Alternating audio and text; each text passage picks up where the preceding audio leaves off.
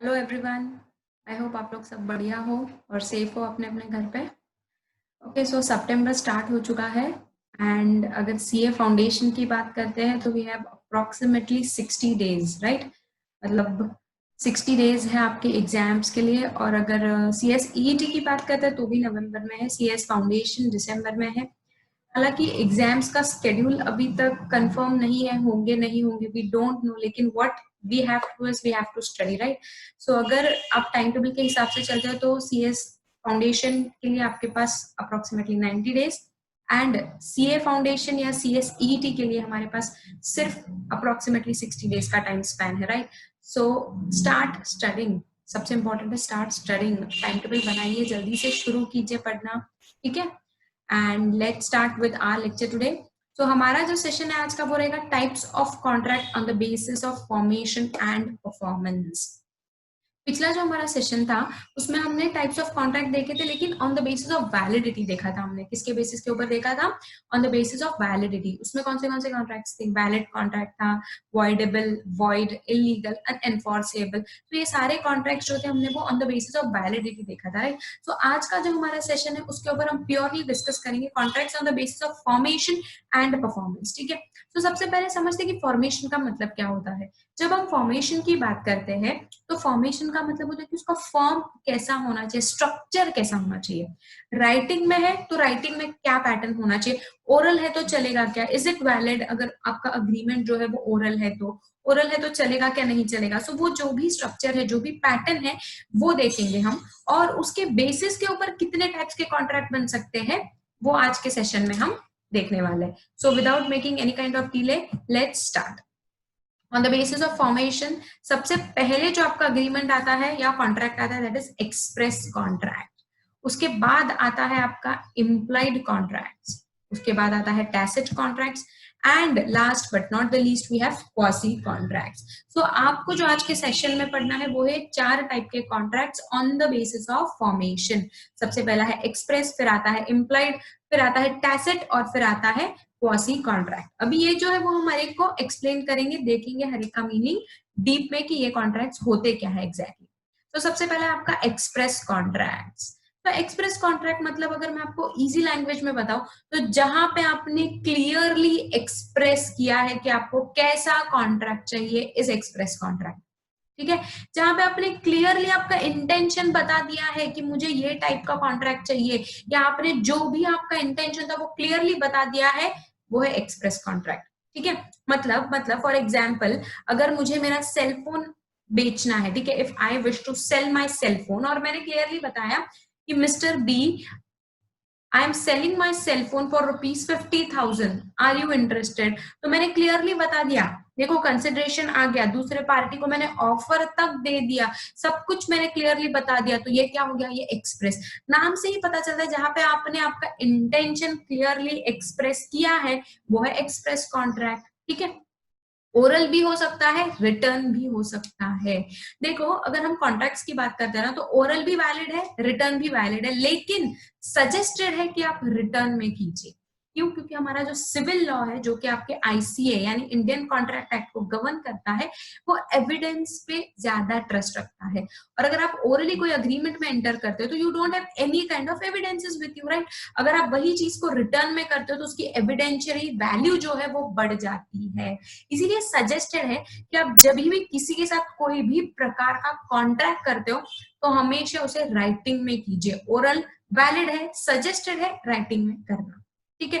So what are express contracts? The one which have clear intention, ठीक है?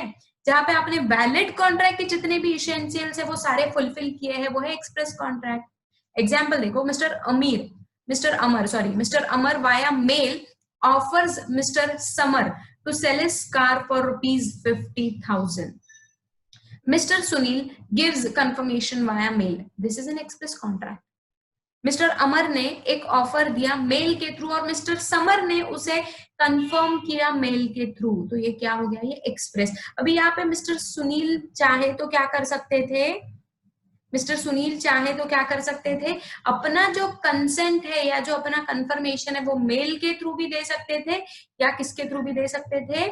Message के through, phone के through. देखो मिस्टर अमर ने कोई कंडीशन नहीं रखा था कि आपको कैसे कंफर्मेशन देना है, लेकिन कंफर्मेशन वाज इंपॉर्टेंट। अभी मिस्टर अमर ने जो है वो मेल के थ्रू ऑफर भेजा, तो मिस्टर समर ने क्या किया, मेल के थ्रू ही उसे एक्सेप्ट कर लिया। अच्छा यहाँ पे करेक्शन है, मिस्टर अमर ने मिस्टर समर को ऑफर किया था, लेकिन मिस्टर सुनील ने कंसेंट दिया है, तो वो मिस्टर सुनील की जगह क्या है, मिस्टर समर है। ठीक है, सो पढ़ते वक्त कंफ्यूज मत होना कि 3 पार्टीज है, पार्टीज 2 ही है, वो थोड़ा टाइपिंग एरर है। मिस्टर अमर ने मिस्टर समर को ऑफर किया है, मिस्टर सुनील की जगह पे वहां पे मिस्टर समर होना चाहिए था। सो दिस इज एक्सप्रेस कॉन्ट्रैक्ट। अभी बात करते हैं आपके दूसरे कॉन्ट्रैक्ट की, इम्प्लाइड कॉन्ट्रैक्ट्स। इम्प्लाइड कॉन्ट्रैक्ट्स मतलब देखो क्या, जहां पे आपने एक्सेप्टेंस दिया है लेकिन क्लियरली नहीं दिया, आपने वर्ड्स का इस्तेमाल नहीं किया, आपने वर्ड्स का इस्तेमाल ना करते हुए कॉन्ट्रैक्ट को एक्सेप्ट कर लिया, तो ये क्या हो जाता है, ये इम्प्लाइड होता है। देखो नाम ही बताता है ये इम्प्लाइड है, इसका मतलब क्या कि आपने भले ही डायरेक्ट कंसेंट नहीं दिया, लेकिन लॉ ने आपके ऊपर ऑब्लिगेशन क्रिएट किया है। क्या क्रिएट किया है, लॉ ने आपके ऊपर ये इम्प्लाई किया है, ऑब्लिगेशन क्रिएट किया है, इसीलिए ये आपको कॉन्ट्रैक्ट पूरा करना पड़ रहा है। देखो मैंने नहीं हाँ बोला कॉन्ट्रैक्ट के लिए, लेकिन लॉ ने मुझसे हाँ बुलवाया, लॉ ने मुझसे ये उम्मीद की कि मैं ये पूरा करूं, तो ये हो जाता है implied contract. Acceptance made in otherwise the promise is said to be implied. Acceptance है लेकिन मैंने बोला नहीं कि हाँ मैं ये कॉन्ट्रैक्ट में एंटर कर रही हूँ, लेकिन कुछ ऐसे सर्कमस्टेंसेस हुए जहां पे लॉ ने ऑब्लिगेशन क्रिएट कर दिया, इज इम्प्लाइड कॉन्ट्रैक्ट। एग्जाम्पल देखो क्लियर हो जाएगा। Mister T by mistake has transferred some amount into mister S account. Mister T ने क्या किया, उनको कुछ पैसे जो है वो मिस्टर पी के अकाउंट में ट्रांसफर कर रहे थे, लेकिन गलती से मिस्टर एस के अकाउंट में ट्रांसफर कर दिए। अभी देखो कॉन्ट्रैक्ट किसके बीच में था, टी और पी, पैसे किसके अकाउंट में गए, मिस्टर एस। तो यहाँ पे जो मिस्टर एस है ना, उसके साथ कोई कॉन्ट्रैक्ट ना होने के बावजूद ही is under obligation to return the money to mister T. समझ रहे हो, देखो कॉन्ट्रैक्ट टी और पी के बीच में है, ठीक है, गलती से पैसे चले गए एस के अकाउंट में, क्या हो गया, एक अकाउंट नंबर में कुछ एक मिस्टेक हो गई एक नंबर की, तो वो पैसे चले गए एस के अकाउंट में। अभी एस और टी के बीच में कॉन्ट्रैक्ट नहीं है, ना ही पी और एस के बीच में, but still mister S is under obligation to return the money to mister T, this is implied contract. Law ने बोला है कि भैया भले आपके बीच में कॉन्ट्रैक्ट नहीं है, लेकिन आपको पैसे जो है वो रिटर्न करने पड़ेंगे, this is obligation created by contract. This is obligation created by law and hence it is named as implied contract. आपने कोई कॉन्ट्रैक्ट नहीं किया है, ना ही आपने एक्सेप्टेंस दिया है वर्ड्स के द्वारा, लेकिन लॉ ने बोला कि करना पड़ेगा, तो खत्म, करना पड़ेगा, this is implied contract. Getting it. अभी बात करते हैं अगले कॉन्ट्रैक्ट की, जो है tacit contracts. Tacit contract actually देखा जाए तो इम्प्लाइड कॉन्ट्रैक्ट का एक सब पार्ट है। क्या है, इम्प्लाइड कॉन्ट्रैक्ट का एक सब पार्ट है। ठीक है, देखो टैसिट कॉन्ट्रैक्ट क्या होता है, contracts are those that are inferred through the conduct of parties. Conduct, आपके बिहेवियर से आपने एक्सेप्टेंस दिया है, हो गया टैसिट कॉन्ट्रैक्ट। ठीक है, आपने क्लियरली एक्सप्रेस नहीं किया वर्ड्स के द्वारा, लेकिन एक्शंस के द्वारा आपने कंफर्मेशन दे दिया। फॉर एग्जांपल देखो, when the customer of a bank withdraws cash from ATM of a bank, it would be an example of tacit contract between the customer and the bank. अब ATM में गए हो तो चोरी करने तो नहीं गए हो ना, पैसे निकालने ही गए हो, तो यहाँ पे आप इनडायरेक्टली कॉन्ट्रैक्ट में एंटर कर रहे हो बैंक के साथ। बैंक इज लायबल टू पे you the money in which you have restored your, मतलब जिस बैंक में आपके पैसे है वो बैंक लायबल है आपको पैसे देने के लिए थ्रू एटीएम, अगर आपके पास डेबिट कार्ड क्रेडिट कार्ड है तो। सीधी बात है ना। सो टैसिट कॉन्ट्रैक्ट क्या हो जाता है, ऐसा कॉन्ट्रैक्ट है जहां पे आप आपके एक्शंस की वजह से कॉन्ट्रैक्ट में इनडायरेक्टली एंटर कर रहे हो, डायरेक्टली एंटर नहीं कर रहे हो, इनडायरेक्टली एंटर कर रहे हो। दूसरा एग्जांपल देखो, एक बस में आप जाना चाहते हो कहीं पे, ठीक है, और आप थोड़ा दूर खड़े हो और आपके थोड़े डिस्टेंस पे खड़े हैं एक कंडक्टर, जहां पे मिस्टर एक आते हैं, mister A ask the conductor कि ये बस कहाँ जा रही है। उन्होंने बोला this bus is going to XYZ place and you also wanted to go there. आपने क्या किया, सुना आपने कि ये बस वहां पे ही जा रही है जहां मुझे जाना है, आपने बिना कुछ पूछे बस में चढ़ गए, तो यहाँ पे आप डायरेक्टली अंडर ऑब्लिगेशन और टिकट खरीदने के लिए, और भले ही आपका कंडक्टर के बीच में कोई कॉन्ट्रैक्ट नहीं है, लेकिन by your actions you have entered into the contract with mister conductor.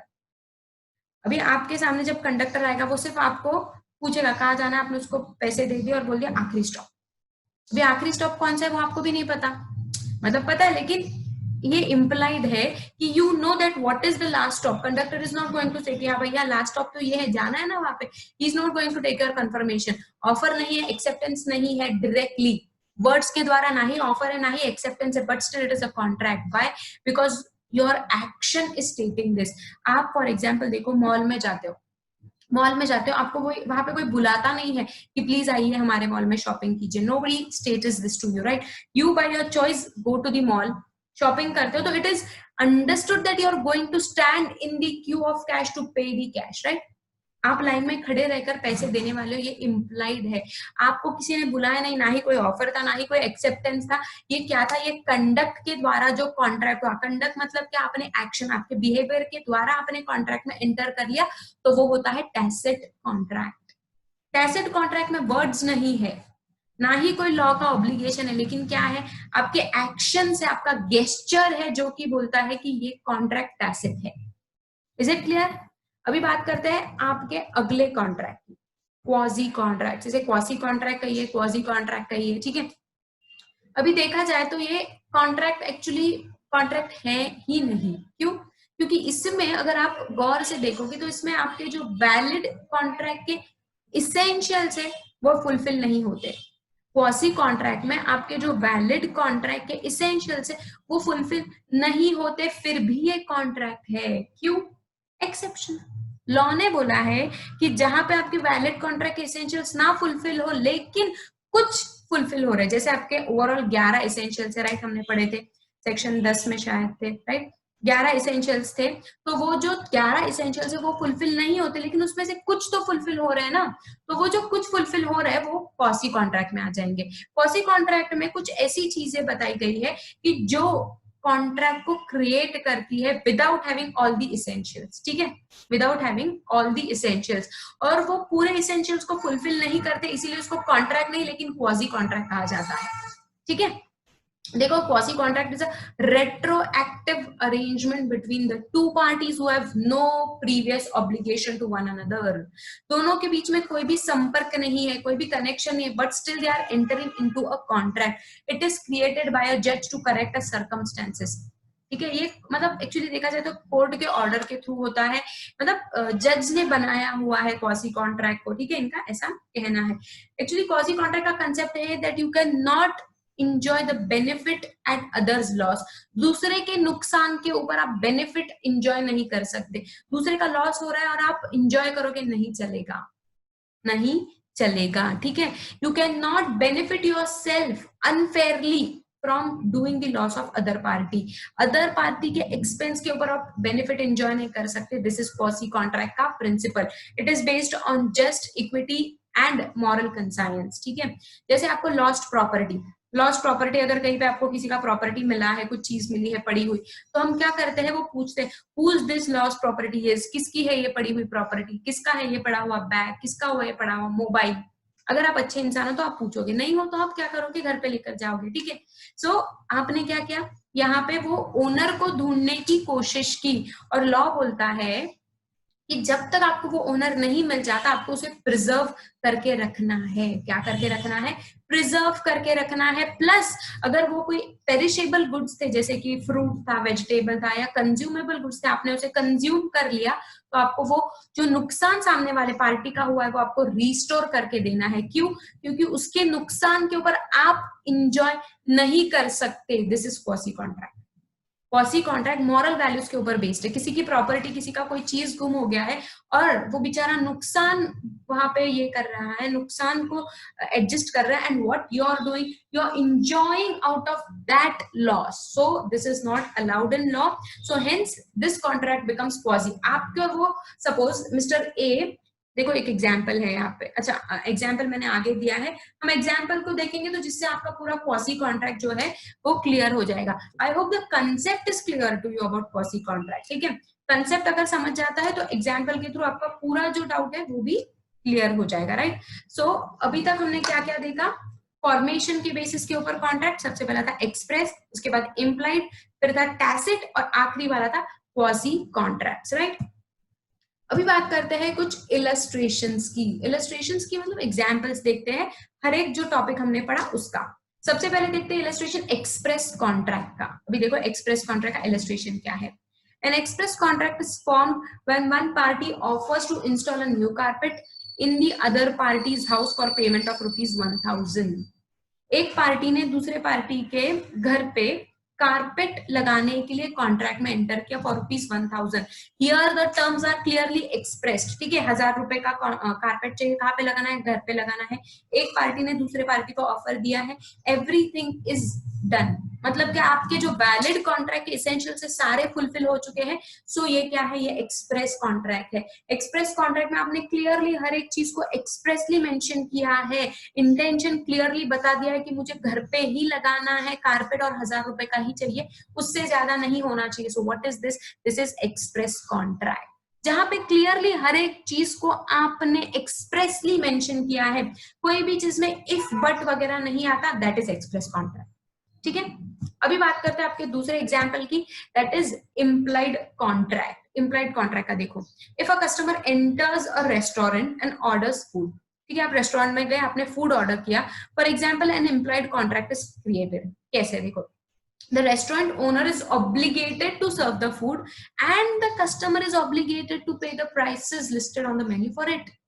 आप अगर कोई रेस्टोरेंट में फूड ऑर्डर करते हो तो इट इज अंडरस्टूड कि आपको यहाँ पे फ्री में खाना नहीं मिलने वाला है, यहाँ पे आपको पैसे पे करने पड़ेंगे। आप जब रेस्टोरेंट में जाते हो तो you are well aware of your actions. Law ने इम्प्लाई किया है, ऑब्लिगेशन क्रिएट किया कि जब आप एंटर कर रहे हो तो आपको पता है कि यहाँ पे आपको पैसे पे करने पड़ेंगे। इम्प्लाइड कॉन्ट्रैक्ट एक्चुअली और एक चीज के बारे में बात करते हैं, that you are aware of what you are doing, you're aware of what you're doing। so implied contract क्या बताता है कि जब आप कोई चीज करते हो ना तो उसके कॉन्सिक्वेंसेस आपको पता है। रेस्टोरेंट में आप जाते हो, फूड ऑर्डर करते हो, बिना बिल पे के आप जा नहीं सकते, you have to pay the bill और एल्स बर्तन धो लेना उनके। ठीक है, सो ये क्या है, ये है इम्प्लाइड कॉन्ट्रैक्ट, जहां पे लॉ ने आपके ऊपर ऑब्लिगेशन इम्प्लाई किया हुआ है।